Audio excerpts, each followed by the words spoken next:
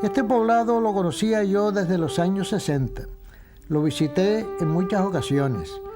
Había visto las casas, algunas destechadas, pero todas en buen estado de conservación. Casas de piedra seca con cubiertas, unas de bóveda, otras de palos y ramas. Las entradas de las casas con sus jambas y su dintel. Veía también los corrales para el ganado, semejantes a los de hoy mismo, tan parecidos que muchos de ellos han sido reutilizados desde tiempos anteriores a la conquista de la isla. Y veía también otros corrales lindando con el cauce del barranco, pero con más tierra fina y más vegetación. Yo diría que con una inesperada y esplendorosa vegetación, aulagas, coscos, matos moros, barrillas, mendozos, frente a la aridez total del piso de los corrales de ganado. Anduve por los angostos senderos del poblado, senderos que había recorrido el pastor al regresar a su casa, y senderos que había recorrido la mujer cuando iba a ordeñar a la jaira para darle leche tibia con gofio a los niños. Senderos por donde iban y venían los hombres para reunirse en el Tagoror. Un día, mirando el poblado, me di cuenta de que todas las casas miraban al sur. Claro, así recibían sol desde el amanecer hasta la noche. Todo el poblado estaba al soco. Los vientos del norte, los alisios, que hablan impenitentes todo el año, pasaban y por encima de las casas, de los corrales y del Tagoror.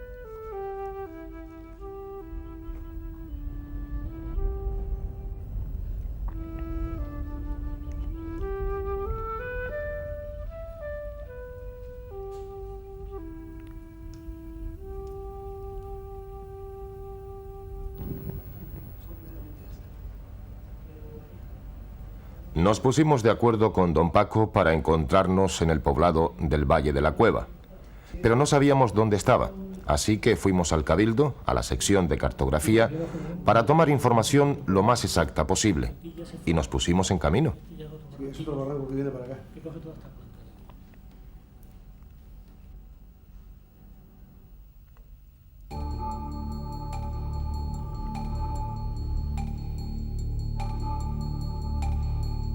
Llegamos a la entrada del barranco del Valle de la Cueva.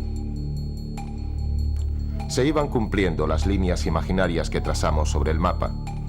Estábamos sobre una pequeña llanura en suave declive hacia el este, hacia el mar.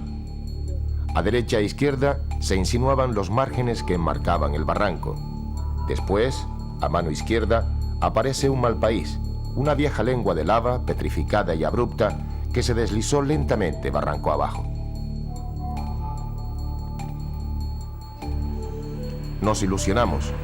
Ahora, a buscar las casas, pero no hallamos ninguna. Solo vimos unos corrales de cabras con las paredes derruidas, quizá corrales prehispánicos, reutilizados y abandonados desde hacía mucho tiempo.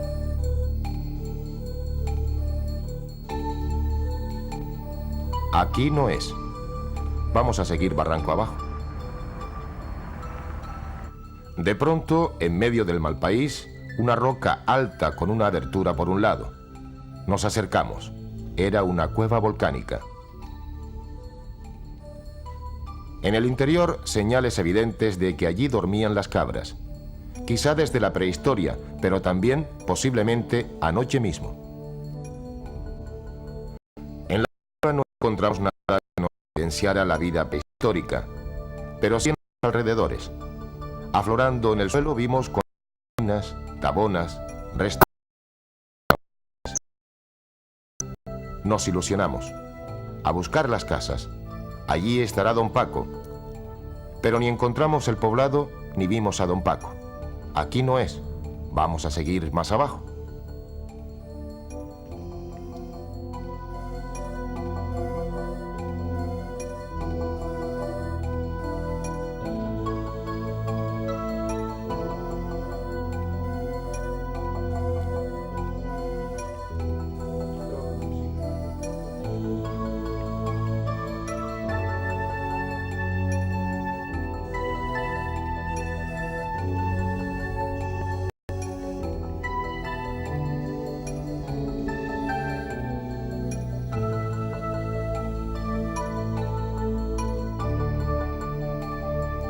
El equipo de senderos isleños avanza orillando la lengua de lava.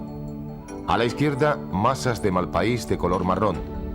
Piedras volcánicas abigarradas, monótonamente iguales y rugosas.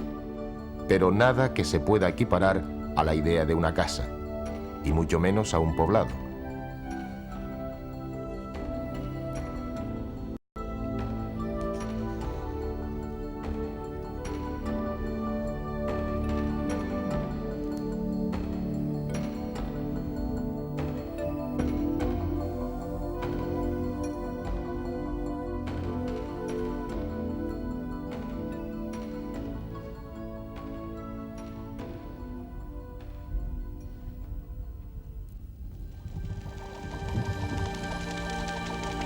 Y de repente, en medio de una loma de malpaís, aparecieron las casas.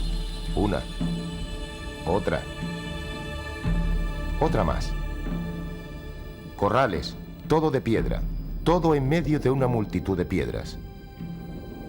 Vimos a un grupo de personas y entre ellas a don Paco. Nos acercamos al grupo. Eran profesores y alumnos del colegio DGB de la Antigua.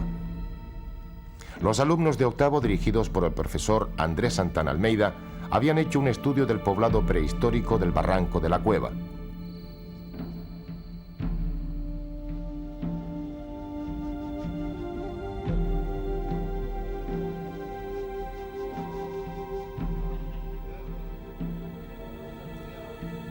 Nos guiaron por el poblado.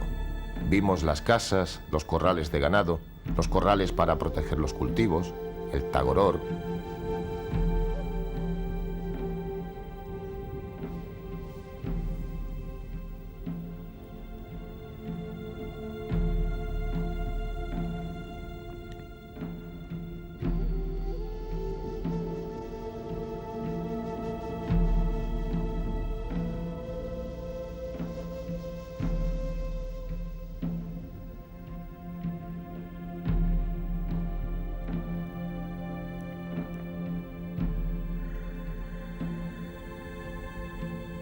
Todo muy deprisa, porque la luz solar se iba terminando en uno de los días cortos del mes de marzo.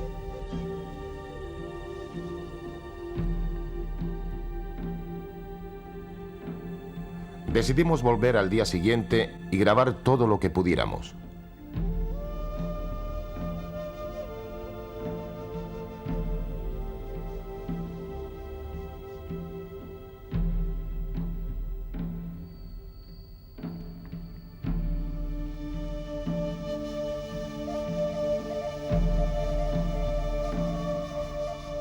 Reinaba el sol en las alturas y el cielo parecía como pintado.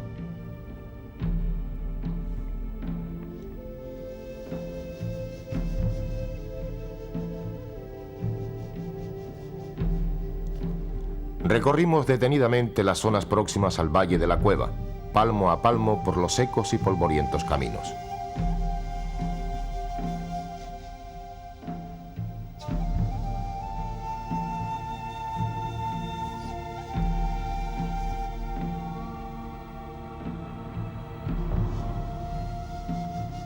El guirre se enseñoreaba en las alturas como atento a nuestras idas y venidas.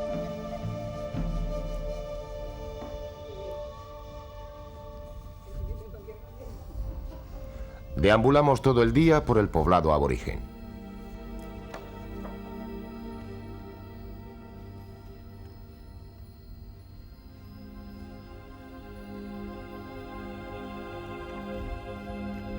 Vimos los techos abovedados de piedra seca que, como un encaje de escorias volcánicas, nos protegía del espeso solajero exterior.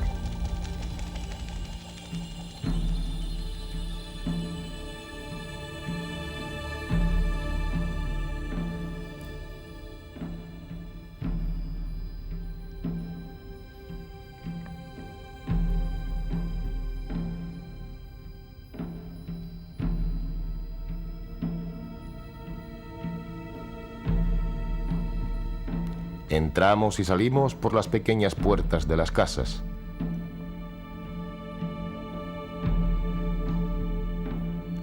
Nos sumergimos sensualmente en la sombra caliente de aquellas primitivas viviendas.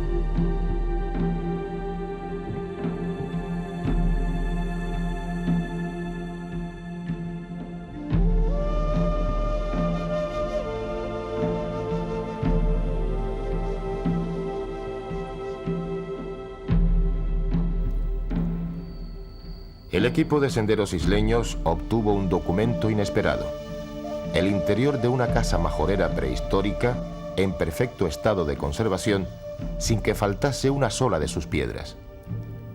El cámara del equipo, Juan Antonio Cubas, logró meterse en la casa. La entrada mínima. Había que entrar a rastras, reptando. El espacio interior poco ancho, poco largo y poco alto. Moverse en el interior, punto menos que imposible. El cámara logró entrar. Consiguió darse una vuelta dentro de la casa, sacar imágenes del interior y logró salir.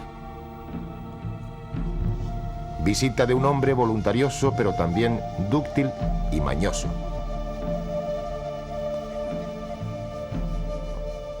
Resultado, estas imágenes del interior de una casa prehispánica majorera que nos darán testimonio permanente de un espacio inédito. Es muy probable que la última vez que alguien entró ahí sucediera poco antes del año 1406. Según nos cuenta la crónica betancuriana Le Canarien, en este año los conquistadores normandos subieron varias veces por el barranco de Pozo Negro, paralelo al barranco del Valle de la Cueva, y erigieron una torre o fortín, el Riche Roche. Es también muy probable que el poblado del Valle de la Cueva fuera abandonado por los aborígenes majoreros ante la cercana presencia de un fortín con armas y una guarnición permanente de guerreros normandos y andaluces. Si se quedaban en el poblado, el riesgo inmediato y seguro habría sido ser capturados y vendidos como esclavos en los mercados europeos. Vimos las alacenas y pensamos, ¿qué pudieron guardar allí? Quizá la manteca de ganado, mágica medicina que todo lo sana. ¿Acaso unas afiladas tabonas para curtir pieles? ¿O también unos minúsculos gánicos para apagar la sed de las criaturas?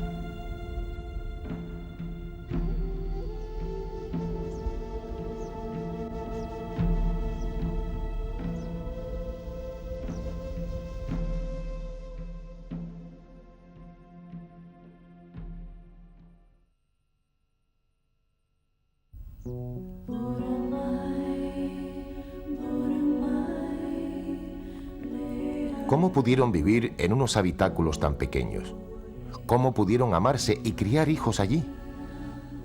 Hicimos 1000 y más conjeturas, tantas que al final de la tarde, cuando los rayos del sol se recostaban sobre las piedras volcánicas, nuestras sombras se alargaron, se animaron y tomaron vida propia.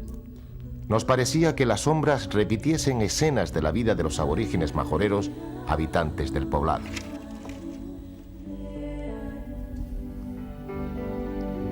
Al caer aquella tarde de marzo, nos vimos inmersos en una hermosa ensoñación llena de naturaleza, de armonía, de libertad.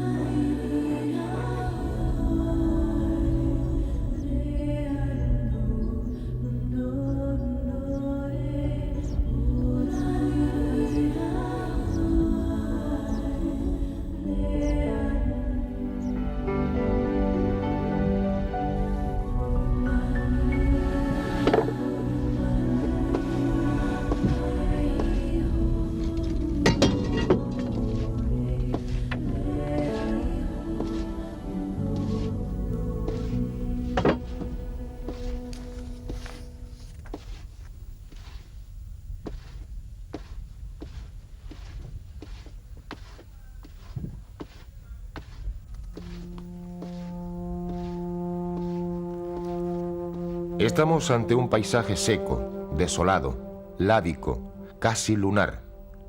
Paisaje bien alejado de cualquier uso agrícola.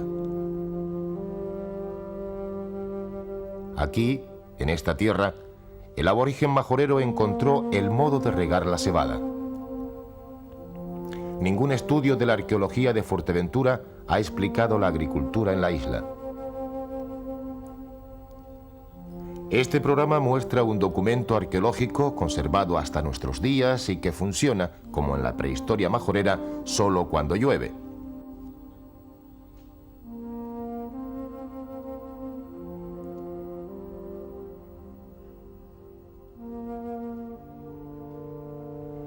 Don Paco Navarro descubrió el funcionamiento de los extraños corrales de uso agrícola del poblado y además nos habló de las distintas fuentes de alimentación que utilizaban.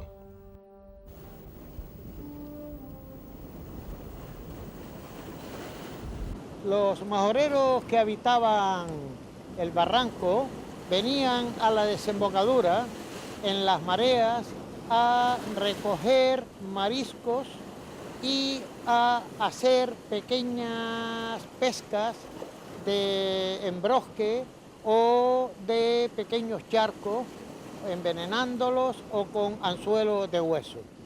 Esta comida de mariscos y pescados complementaba la dieta de proteínas que obtenían de la cabra: leche, carne, queso, derivados como el amolán, etc. La seguridad de ser una fuente importante de alimentos la tenemos en los concheros, unas pequeñas montañetas de conchas de lapas que nos aseguran de la variedad y la cantidad de mariscos que cogían.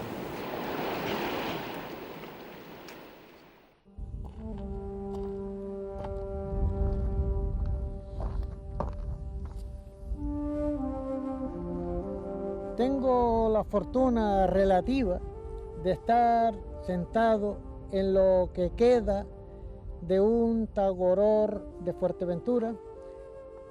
A mi ver, es el único que existe, o por lo menos el único que yo he visto después de haber andado bastante por la isla. Hace 5 años que Televisión Española estuvo por primera vez aquí, tuvo ocasión de filmar este tagoror de forma bastante más completa de lo que está ahora, con piedras de asiento y los respaldares conservados en gran parte. Este tagoror está en la margen derecha del barranco y los demás servicios, los agrícolas, los ganaderos y los de las viviendas y los de los cuidados de los baifos están en la margen izquierda. En el tagoror se adoptaban las resoluciones de la vida familiar, la vida del grupo humano, las relaciones entre las cabras de distintos ganados y los dueños de ellas. Y ahora le podemos agregar algo que sabemos que existe, que es la regulación de la agricultura, de los productos agrícolas, de las cosechas, de los riegos, etcétera, en Fuerteventura, porque en este poblado hay prueba de la existencia del cultivo en gavias. Entendemos por gavia el sistema de tierra de cultivo rodeada como en un estanque de paredes para contener las aguas y que el riego se verifique por encharcamiento. Concretamente, estas gavias prehispánicas tienen, además del sistema de las gavias modernas, unas paredes que las recorren en forma circular, unos corrales que evitan que las cabras que están fuera entren a la gavia y se coman la cebada recién nacida o madura o ya casi a recolectar. Este sistema de resolver el problema mediante paredes es el inédito y el que, a mi parecer, ha encubierto a la investigación arqueológica la finalidad de estos corrales. En los miles de corrales que hay en Fuerteventura, al llegar a esta zona, nadie reparó en el sistema de alimentación de agua de estas gavias. Tenían paredes como cualquier corral, pero lo primero que me sorprendió fue el ver la extraordinaria feracidad del terreno, por qué precisamente en una zona de vegetación típica de Malpaís había una vegetación de llanos calcáreos de Fuerteventura. Sospeché inmediatamente que pudiera ser que aquí acudían las aguas por el tipo de polvillo de tierra fértil que había en relación con la tierra volcánica y arenisca que había por otras zonas. Busqué y me encontré con la posibilidad y el hecho de unas entradas de agua y unas salidas de agua, entradas para encharcar la gavia, salidas para comunicar y transmitir el agua a la gavia siguiente. Y al final de ellas me encontré con que había otra salida para el barranco y busqué entonces una entrada del barranco hacia las gavias.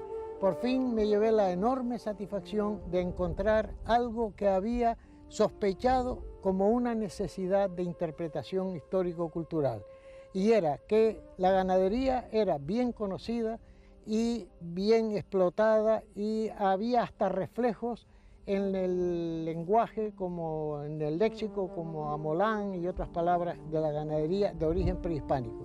Pero de la agricultura no se sabía prácticamente nada. Y entonces me encontré aquí con el primer documento, naturalmente documento arqueológico, documento en piedras, que hablaba de una agricultura en Fuerteventura que era desconocida.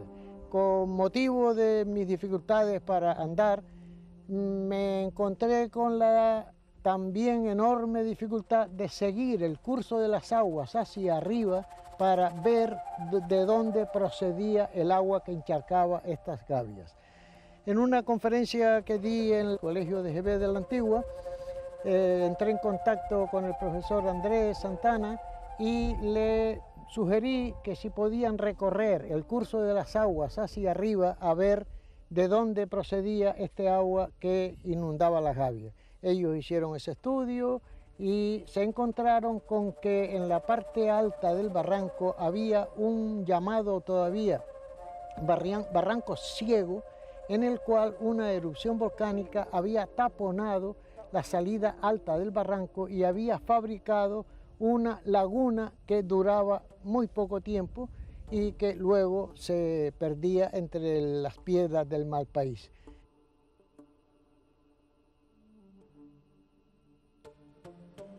Indagaron más y se encontraron con que había unos paredones para cerrar la entrada, la salida del agua y cerrar la laguna totalmente y aumentar el tiempo de estancia del agua allí, que vendría a desaparecer con los solajeros, que son los que se dedican a desecar Fuerteventura.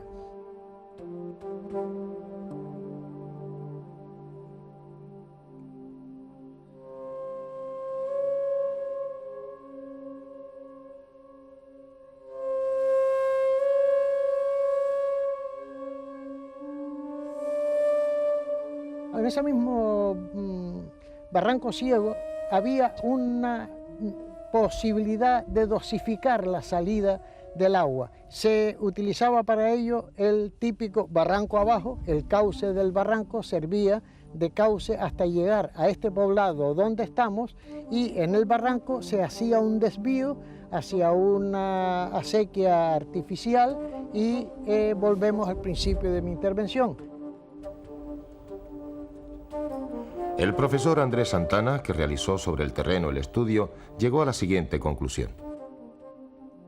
Siguiendo su curso las aguas del barranco, llegan a este punto donde nos encontramos con esta muralla que los antiguos pobladores quitarían si quisieran que el agua siguiese su curso hacia la gavia, o bien la pondrían si éstas se encontrasen ya anegadas y el agua seguiría pues barranco abajo.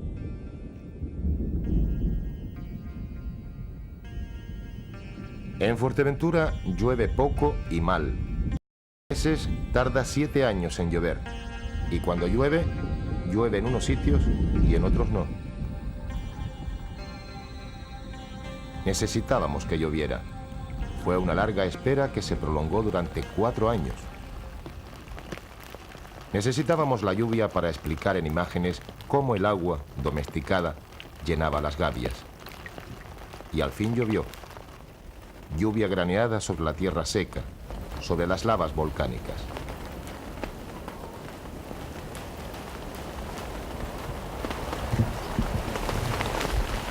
La cabra, sorprendida, desde lo alto de un morrete, siente el frescor del agua sobre su piel tibia y asoleada.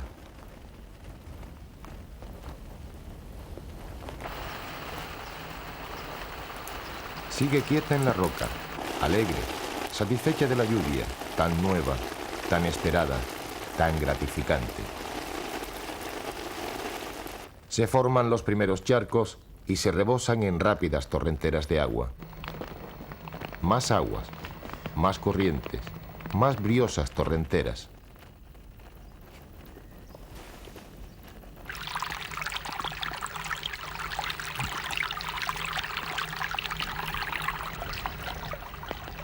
El agua marcha barranco abajo en libertad. El majorero aborigen domestica la torrentera. Con unas piedras desvía las aguas hacia la entrada de las primeras gavias.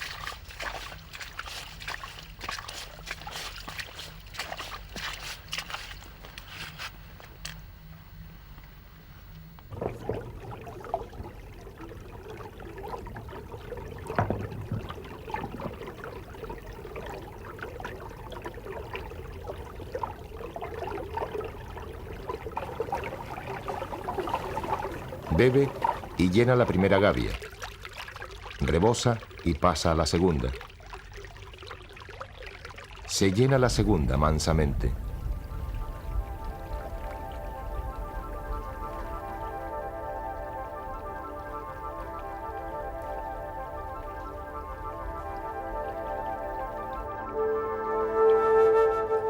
Cae la noche. Aminora la lluvia. Emprendimos el regreso. Los faros del coche iluminan los charcos. A lo lejos, una densa nube rojiza. A los lados, la lava negra, mate, sin brillo, va llenando el paisaje. La noche oculta el encanto del valle. Pero queda el milagro del agua de lluvia que explica cómo llenaban una gavia los majoreros de la época prehistórica.